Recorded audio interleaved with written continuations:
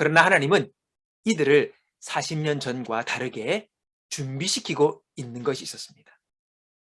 그것은 그들의 마음입니다. 40년 전 부정적인 보고를 한 정탐꾼들의 보고를 들은 이스라엘 백성은 그들의 마음이 녹아내렸습니다. 절망, 슬픔, 밤새 통곡하며 모세와 하나님을 향해 원망에 사로잡혔습니다. 자신들은 전쟁에서 다 죽게 될 것이고 처와 자녀들은 포로로 잡혀갈 것이라고 했습니다. 차라리 애굽으로 돌아가는 것이 좋겠다라고 그들은 생각합니다. 온갖 부정과 두려움의 마음이 그들을 사로잡고 있었던 것입니다. 하나님은 이제 새롭게 도전하는 이들에게 마음을 강하게 하라고 말씀하십니다. 성경 보니까 극히 담대하게 하라고 말씀하십니다.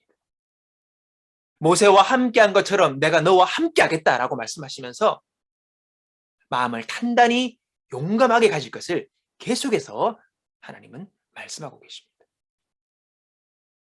전쟁에 임하는 군사들의 마음이 어때야 합니까? 당연히 용맹으로 무장되어야 합니다. 두려움과 슬픔에 빠진 군사들이 무슨 전쟁을 치르겠습니까? 전쟁은 심리전입니다. 그래서 훌륭한 전쟁의 지도자는 적들에게는 패배감을, 아군에게는 사기를 높여주는 방법을 합니다. 그걸 잘 사용하는 거죠. 그래서 사기 충전한 군사들을 통하여 적들을 물리치게 하는 것입니다. 하나님은 가나안 정복 전쟁을 앞둔 이스라엘 백성들에게 지극히 당연한 자세를 지금 요구하고 계신 것입니다. 우리는 하나님의 역사하시는 방법을 알아야 합니다. 오늘 전쟁에 임하여 직접 싸우는 이는 이스라엘 백성입니다. 칼을 들고 창을 들고 싸우는 백성은 이스라엘 백성입니다. 근데 그들이 전쟁에 이기도록 지혜를 주시고 또 그 적들의 사기가 꺾이도록 배후에서 하나님은 일하셨지요. 그래서 그 전쟁에 이기게 하신 것입니다. 이스라엘 백성이 할 일이 뭡니까? 이들은 용감히 주의 명령을 따라 그 전쟁에 임하는 것입니다. 적과 싸우는 것이죠. 붙는 것입니다. 그래야 하나님께서 그 전쟁에서 이기게 하신 거죠. 물론 하나님의 특별한 뜻과 계획이 있어서 예전에 천사와 하나님의 복병들을 준비하여서 적을 하나님께서 그냥 모조리 쓸어주시는 그런 기적들도 행하셨지만은 하나님은 늘 그렇게 하시는 게 아닙니다.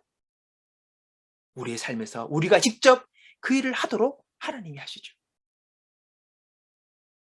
여러분, 40년 전 가나안 땅에 들어가지 못한 것은요, 하나님이 그들을 막으신 게 아니에요.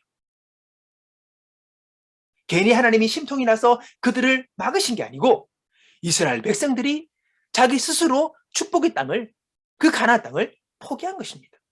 왜요? 그들이 스스로 부정과 그리고 두려움의 마음을 선택하고 그 마음을 품었기에 그들은 전쟁을 치를 수 있는 상태가 되지 못한 것입니다. 여러분, 오늘 우리가 하나님의 축복과 승리를 맛보려면 하나님의 말씀을 붙들고 스스로가 마음을 강하게 하고 담대하도록 이 마음을 지켜야 합니다. 그리고 이 마음을 가지고 여러분의 삶의 도전에 직면하셔야 합니다. 두려워하시면 안 됩니다. 부딪히셔야 합니다. 그리고 행하는 것이죠. 그럴 때 하나님께서 열매를 맺게 하시고 승리게 하게 하시고 이기게 하시는 것입니다. 우리가 하나님의 말씀을 마음에 품고 하나님께 순종하려는 자세를 가질 때에 하나님은 우리를 도우사 승리의 축복을 허락하신다는 것입니다. 이것이 원리입니다.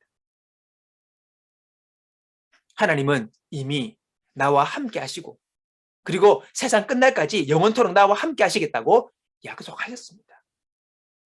여호수아에게 하신 말씀처럼 동일하게 우리에게도 이미 다 약속하셨습니다. 오늘 여러분의 마음은 어디 있습니까?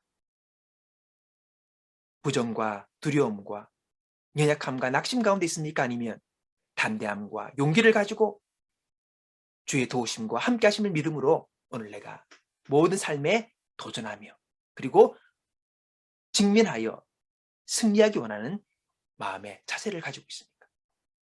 오늘 주님께서 우리에게 하신 약속의 말씀들을 붙들고 용기와 담대함으로 오늘 우리에게 주어진 가나안 땅을 용감히 정복해 나가는 믿음의 사람들 다 되시기를 주님의 이름으로 축복합니다.